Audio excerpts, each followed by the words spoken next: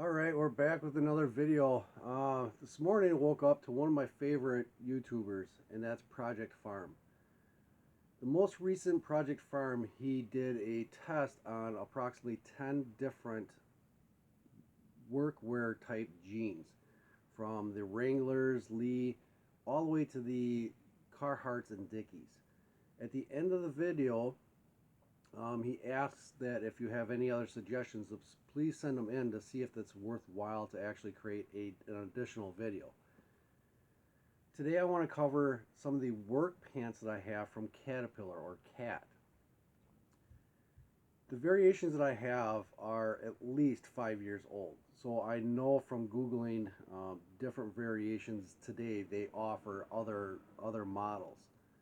But the two variations that I have here are a little bit different, and I want to go over some of the details. And of course they're black, so most of your work pants at that time from Caterpillar were black. They offer them in different colors now, the tacky colors or the gray. Now, are they necessarily going to be your standard jeans that you're going to go out to dinner with or anything like that, or your common wear? Probably not. This is going to be work wear or tactical type stuff. But some of them are actually very, very comfortable and breathable. One of the things that Project Farm tests in his videos is to see how much air actually passes through. So if it's a cooler wearing pant, the more the air that transfers through the pants, the cooler they're going to be. One pair that I will be showing today are not very breathable. They're actually meant for like winter wear, more water repellent, stuff like that. Another pair is more of a stretchy jean. So after this video, after you watch this, if you can click on Project Farm's YouTube and add in some of the additional pants to add into his test, because there's plenty more in the market. There's also another YouTube channel called Top Gears, or Top Gear. That's going to be more of your heavy duty type equipment for your workforce, your guys that are out doing construction work or laying concrete, or very tactical type gear for the good American man. Okay, so they're in those videos will also tell you where they are created. I have yet to read the label on these yet. I'll share that. But there is American companies that make tactical gear. Project Farm tests everything from about the $15 range all the way up to the Lucky jeans of $100. Lucky jeans being made in China, and all the jeans that he tested were outside of the United States.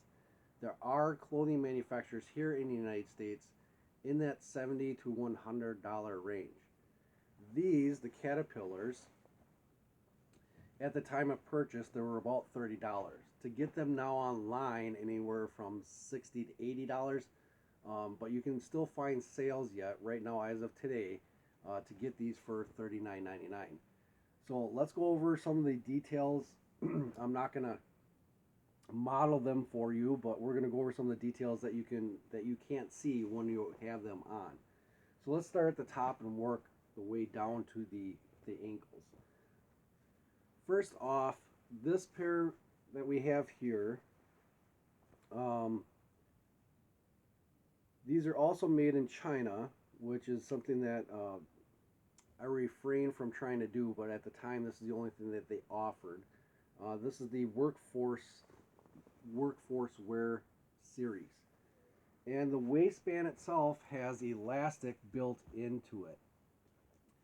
Not only is the elastic on the inside, but it is on the outside with a rubber silicone type coating on the rim of the waistband, so it gets more grip on the clothing underneath. So it doesn't necessarily 100% depend on the tightness of your belt to stay up. On these editions, they do have the metal button.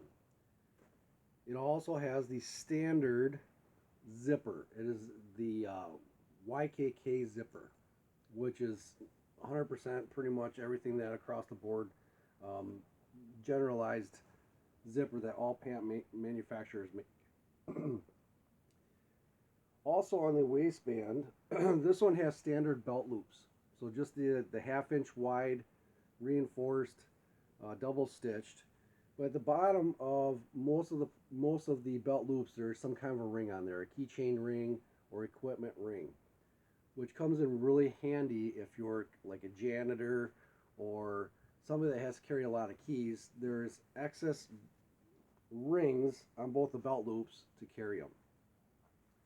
With the front top pockets, there's also a area that is buttoned and snapped up for additional keychains. Or if you like to wear like key keepers, the retractable cables, you can put those in there. Or if you have gear, in the military, they're called dummy cords. Okay, so if something falls out of your pocket, you're not losing on the ground. It is tethered in with a cord, and you can base plate those or base connect those to the buttons.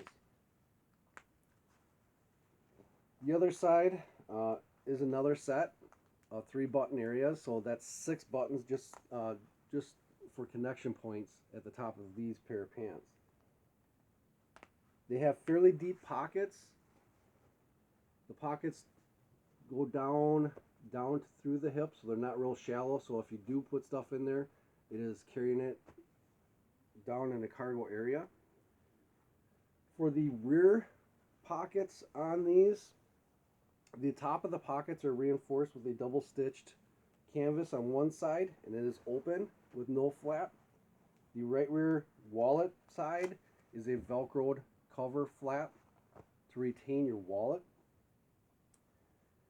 Also, the back belt loop, the very center back belt loop that carries the insignia, is much wider.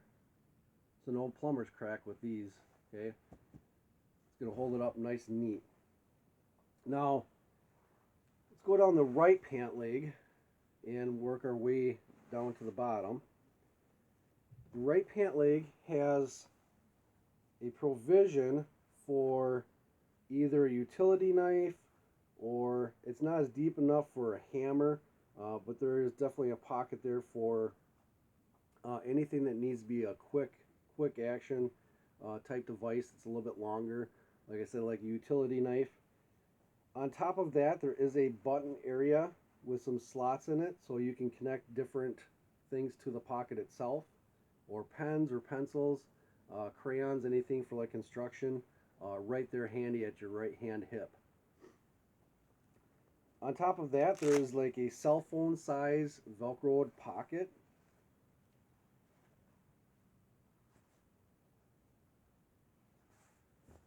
You guys can see that a little bit better. And then you have what would look like to be the cargo pant area, or the cargo area. This is actually the knee.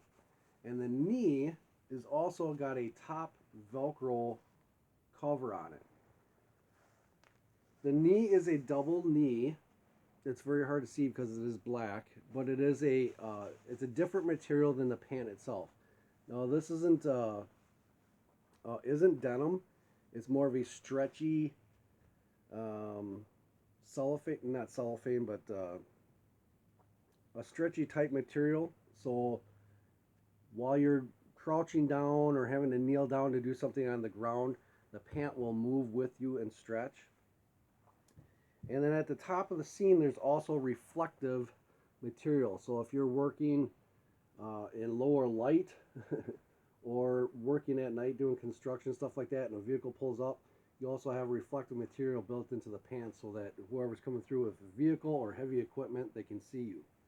The double stitched knees are also to the point where they're not only going to last longer with abrasive work on the knees, you can also slide knee pads into them. So if you have some preformed foam knee pads without the plastic guards, you can slide these in here or slide them in here and work comfortably on your knees. So if you're a roofer that you're sliding across the granules of shingles and stuff like that, this is going to hold up much longer. Moving on down to the ankles, the front, this will be the front. The back, if you guys can see, is actually a double stitched layer. So the heel of the boot also has a double layer of a heavier canvas, kind of like the Carhartt type material. So if you're doing any kind of work, logging or anything like that, that portion of the pant leg, if you're not using like shin guards and stuff like that for like using your chainsaw, the back portion of your heel is also protected, that Achilles heel area or Achilles tendon area. Going back to the left side of the pant leg, working from the top down, you do have the standard hammer hanger. Also in the pockets, the main cargo pocket is a larger pocket for larger equipment with divisions built into it. So you can put something like a protractor or a square in this side, and it has a loop that will retain them from falling out. It is also a Velcroed pocket. It's multi-layer, so the back portion is the full width of my hand, and then the front section has individual sizes about the size of a thin cell phone. On top of the pocket lid itself, again, there are some strapping built in for like markers or pens. Any of the smaller equipment that's thinner, that has to be retained on the outside is there.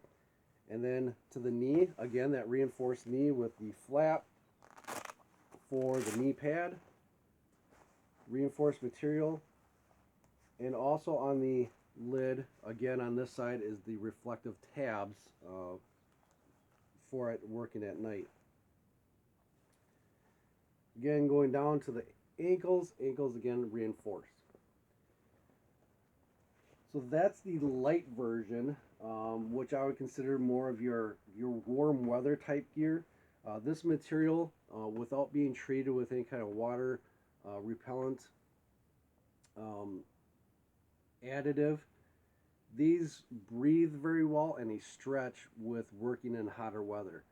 Obviously with the black, that's one of the drawbacks to wearing black pants, is that they retain a lot more heat. But they are very rugged and durable. Like I said, I've had these for about 5 years now.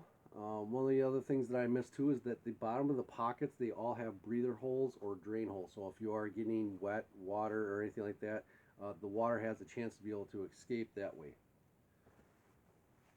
Alright, the other series that I have here is also a Caterpillar brand. These are also the workwear, the Redefined series. They're also made in China. They also have the elastic waistband inside.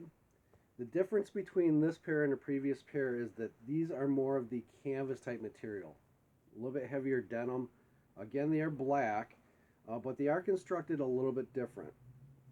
The front pockets, let's see if you guys can see this or not. If you're wearing them just regular, the pocket looks like any normal pocket, but it's actually a pocket within a pocket. There is a belt section that comes out that creates another canvas type material that has a large pocket inside and 3 divided sections on top of that. So if you're like an inspector or an electrician where you're carrying a lot of little smaller test type devices, you have an area to carry those devices, and then underneath you have the main pocket for like a set of keys or whatever you have there. This variation does not have the buttons at the top for a key retainer. The belt loops on this one here, just to hit on one little thing, again, it is a metal button. It is not plastic. It is riveted into place, so it's a little bit heavier duty. But if you're working on cars or anything like that, guys know that belt buckles or metal pant buttons will do damage if you're leaning over the car, so it's not necessarily a mechanic type pant. Obviously that can be covered up with a belt of some kind, with some kind of a Velcro tactical belt that goes over the top of it so that it won't make contact. The other belt loops around the entire waistband, they're double wide. They're actually 2 inches wide, and they're Velcroed. So they're much heavier duty. And there's multiple folds to them, so you can add tactical belts to it And they also have a third section where the belt loop would go through for your main belt, or if you have utility belts that need to be secured, then you can put them on top and velcro them into place, and you then have 3 main belt loops to hold onto that equipment, external equipment. See, or anything else I can point out to you guys. So both front pockets have that additional flap pocket pouch area, so no need to have the suspended or the really heavy duty leather work pouches. They're built right into the pant. Going to the back pockets. Again, the right rear has the retaining Velcro flap onto it, but the pockets on these are a heavier duty canvas. So if you're doing work where you might be working above yourself in like a confined space where you have to be sitting down, that area is reinforced. The other side is the one drawback that I have to these pants. It is an open pocket with no securing device.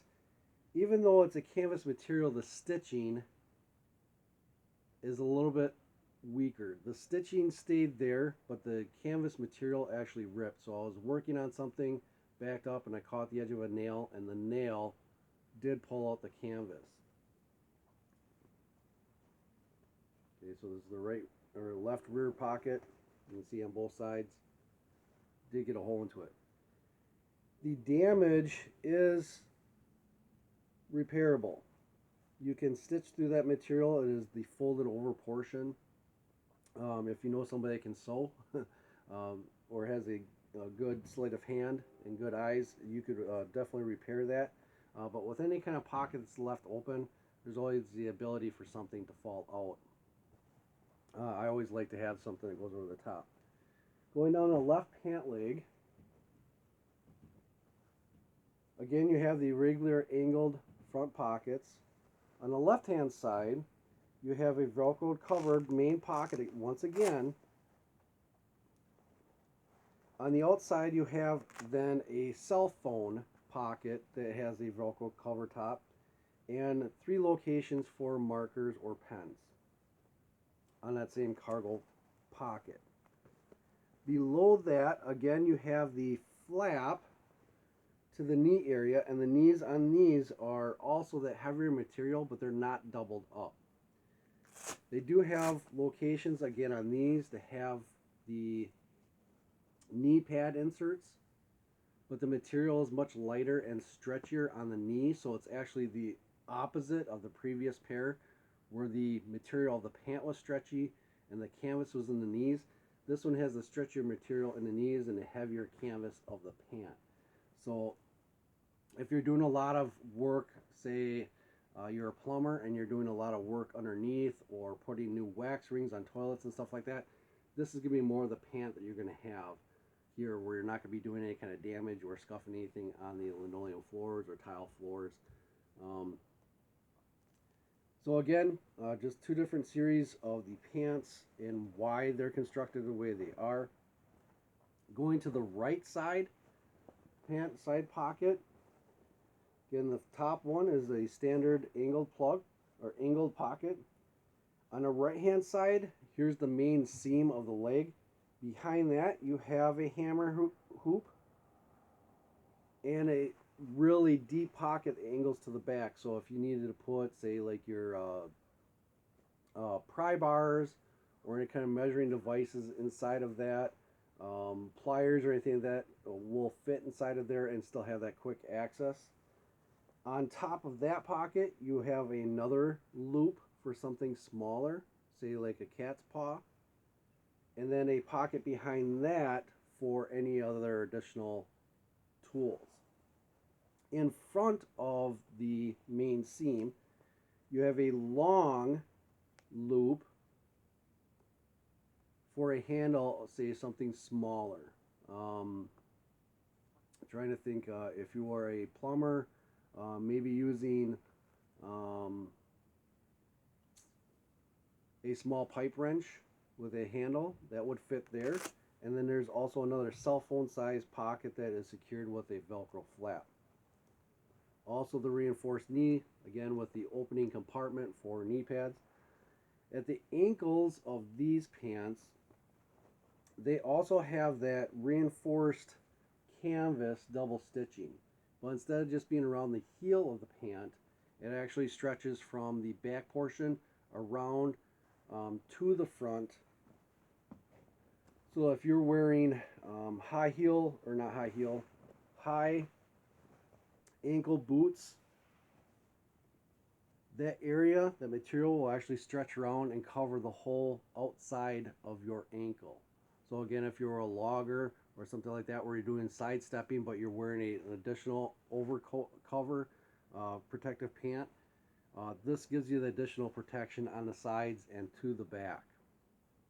It is a double stitched, double layered material. It's the same material inside and out.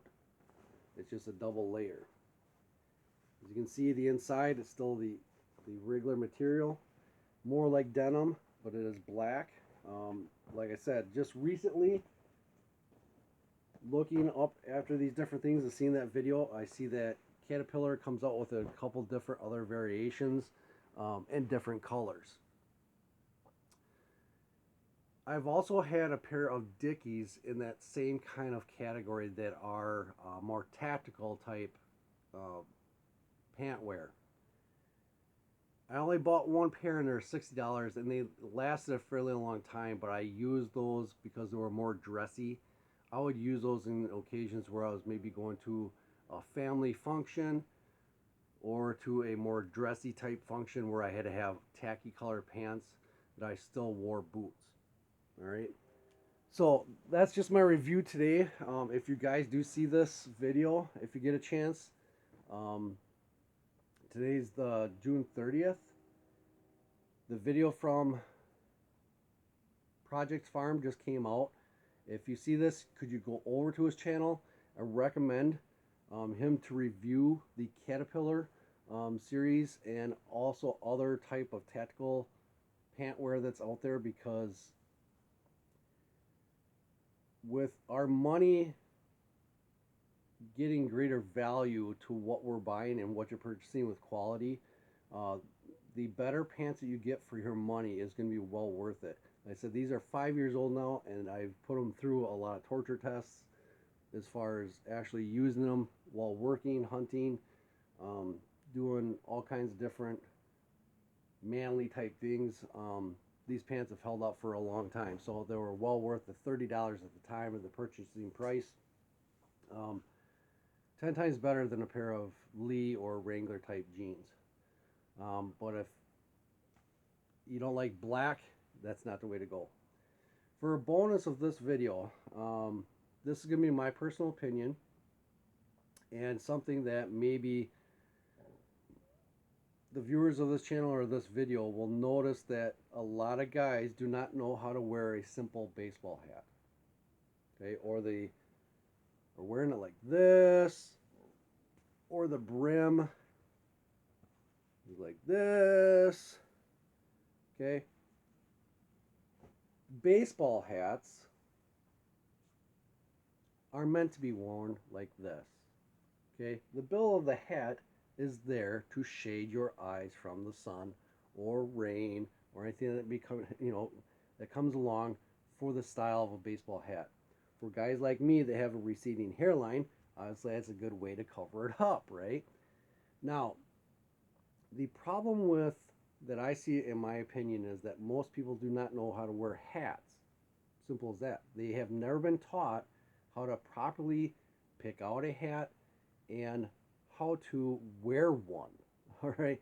Now this is like I said, my personal opinion, my upbringing. But baseball hats, the name says it all. It is intended for people that were wearing, playing baseball in the day, and they had to look up into the sky for that ball, and their eyes needed to be shaded without wearing sunglasses. Obviously, most baseball players nowadays wear sunglasses on top of it, but then you're constantly taking them on and off if it's an overcast day. All right, this does it all. And in order to buy a baseball hat that's going to fit your personality or have your logo on it, whatever you want, if your brim is up like this and you're wearing the hat up like this, what do people really see? They're just, they're not seeing the advertisement. They can read the advertisement here, and your eyes are being provided the shade. So, the very first thing when you pick up a baseball hat is normally they're on the shelf like this. Okay, very similar to this, multiple hats put onto a, on the shelf like that. How do you know what kind to look for? Now, there's multiple different variations for adjustment. If you're serious about getting a hat, get ones that are fitted. That means that they actually know the perimeter of your skull cap, and you can put it on there to fit it the way you want, nice and snug. Or they have elastic built into the brim of the hat to keep it tight. So as you grow hair out, or or if you wash your hat and it shrinks and you still want to put it on and it fits nice and neat, fitted hats are the way to go. If you're the type of person that wants a hat that's completely adjustable, whether it be Velcro, plastic with snaps on it, adjustable flaps, that's all additional way to go. But those are things that then will get in the way. So again, baseball hat like this. Now, if you're in a trades type situation where you're a welder, or you like riding motocross bikes or something like that without a helmet, those situations do like to have the hats turned around. Now, is it necessarily a fashion statement? To some people it is. But in that case, does this opening at the rear of the cap do you any good?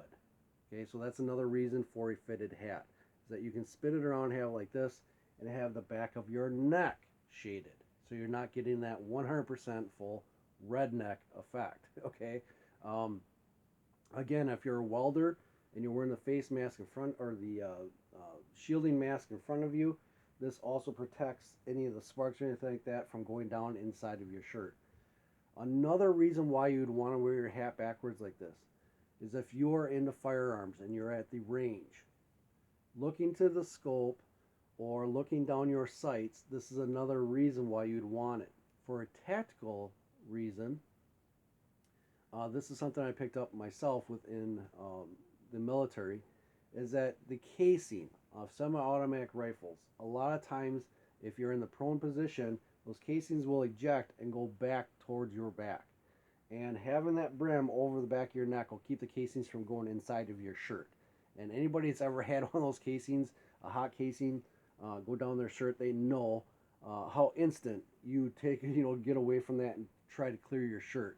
And if you have your shirt tucked in, it's very difficult to get that hot casing out. So having a hat that you can turn backwards and cover the back of your neck is again going to come into situations like if you're a roofer or anything like that, and you're not necessarily looking at the sun and you want to protect the back of your neck. That's another way to do it.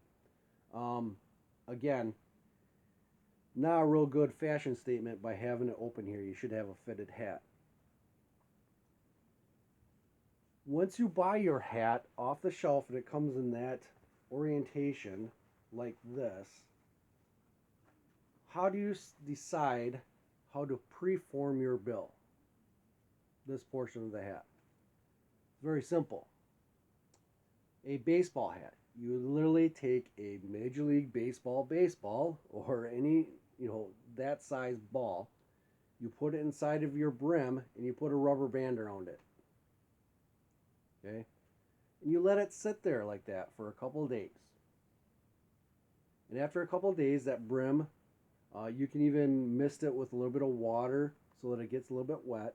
And then it dries into that form, and then you have the perfect baseball hat.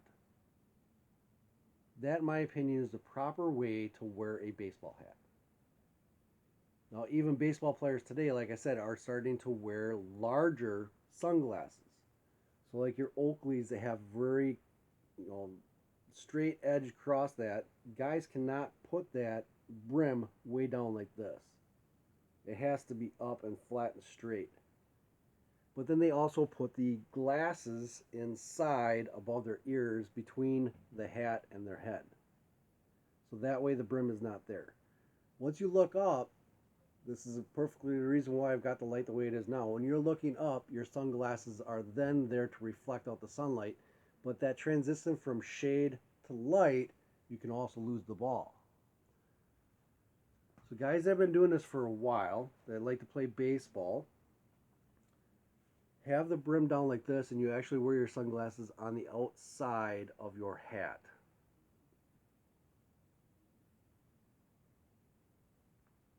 Make sense? So that's a little bonus, I guess, if you want to call it, to this video. Not only are your pants designed to work a specific way, so are hats. And don't let it forget that. It's not a fashion statement.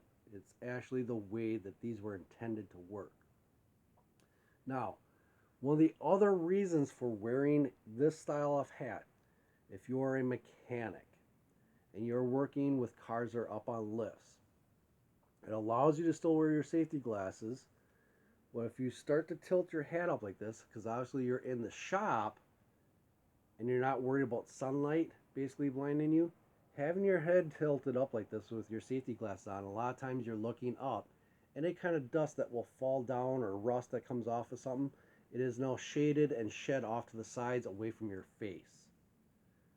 Safety glasses are meant for that straight line impact of something flying out or debris that's coming towards your eyes.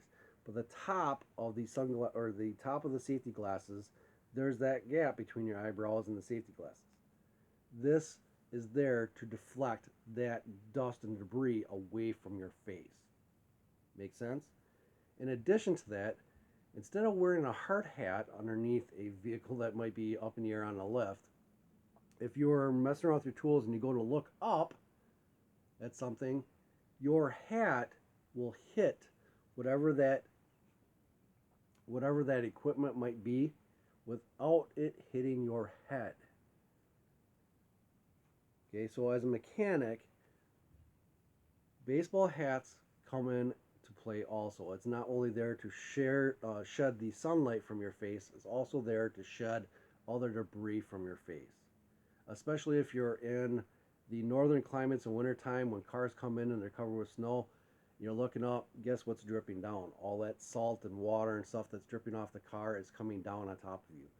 A baseball hat will defer that. So, that is the proper way, in my opinion, to actually wear a baseball hat. The guys that are walking around like this, it defeats the purpose of wearing a hat. So guys, gals, when you wear a baseball hat, that is the proper way to wear them. Get it? Have a good one.